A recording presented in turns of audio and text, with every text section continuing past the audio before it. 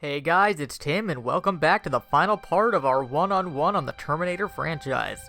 So far we've talked about the basics of the movie franchise, Skynet, and the different Terminator models used throughout the course of the franchise.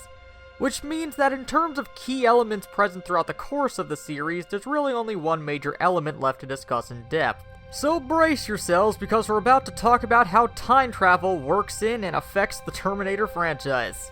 The thing with time travel in the Terminator franchise is that there's really no one way that it's supposed to work. In fact, the theory behind how time travel even works in the first two Terminator films by James Cameron is barely even mentioned. This was probably for the best because it would have likely muddied the narrative, but as the series went on, how time travel worked became more and more important. But with no established rule, this meant how time travel actually affected things became varied from creator to creator. The most prevalent theory in regards to time travel in the Terminator mythos is alternate timeline theory, the idea that each time you travel back to the past or the future, a new timeline is created. This is actually used in two different ways. In some instances, just traveling back to the past won't alter anything unless you cause some major change to the timeline, like killing someone in the past, meaning that a new timeline exists where they don't exist in the future, for example.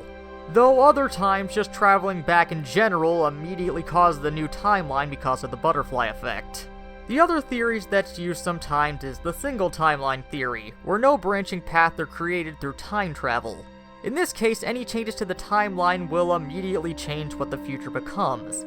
This seems to be what Skynet is banking on happening, because otherwise it's just creating a new timeline where a different Skynet wins and John Connor still stops it here, which doesn't really seem very logical for a machine.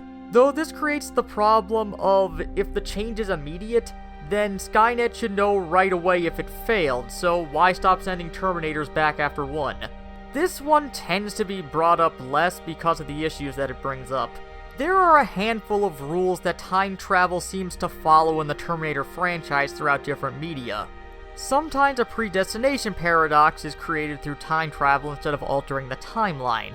This is present in the original Terminator, leading to the events of T2, where sending the T-800 and Kyle Reese back directly led to the creation of Skynet and John Connor respectively.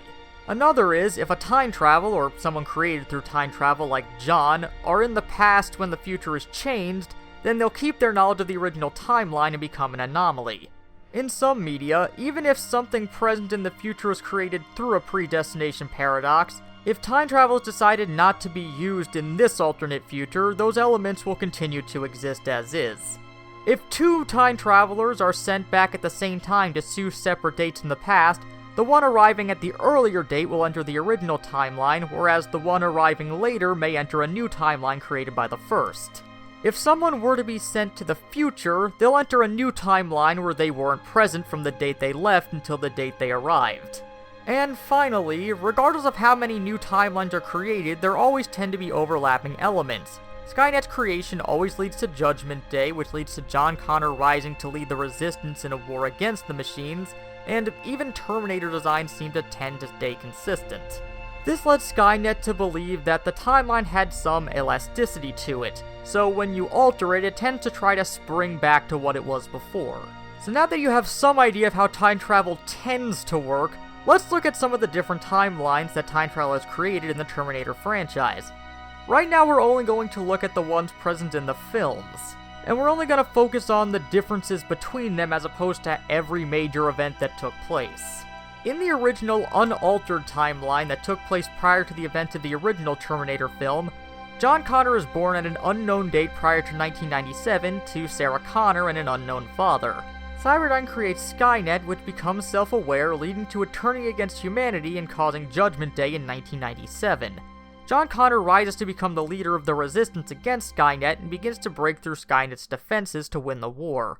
In response, Skynet researches time travel to try to remove John Connor as a factor before he can rally the humans. At some point during all this, John meets and saves Kyle Reese, giving him a picture of Sarah Connor that's destroyed by a T-800. A different T-800 is then sent back to the past from 2029 to kill Sarah Connor before she can give birth to John, and in response, John sends Kyle back to stop it. The events of the first Terminator doesn't really change any of this because of the aforementioned predestination paradox. The only major changes are that now Kyle Reese is John Connor's father, and the T-800 is reverse engineered to create Skynet. But outside of that, the rest of the events play out pretty much the same, though Sarah ends up in a mental institute for blowing up a computer factory. In Terminator 2, Skynet sends a T-1000 back in order to kill a 10-year-old John Connor in 1995. This time in response, the future John Connor sends a reprogrammed T-800 to protect himself in the past. John and the T-800 rescue Sarah from the Institute, and the three of them destroy the Cyberdyne building to prevent the creation of Skynet. The T-800 terminates the T-1000 and allows itself to be terminated to prevent anything from the future being reverse engineered again, and Judgment Day is averted. This leads us into Terminator 3, where Skynet sends back the TX in order to kill an older John Connor and the other major resistance leader in 2004. A similar-looking T-850 is reprogrammed and sent back by John's future wife, Catherine Brewster, after successfully killing John in the future thanks to his connection to the T-800 from T2. In this timeline, Cyberdyne went bankrupt and its assets were acquired by Cyber Research Systems, who go on to be the ones to create Skynet this time. Judgment Day now happens in 2004. Also, Sarah Connor died of leukemia in 1997.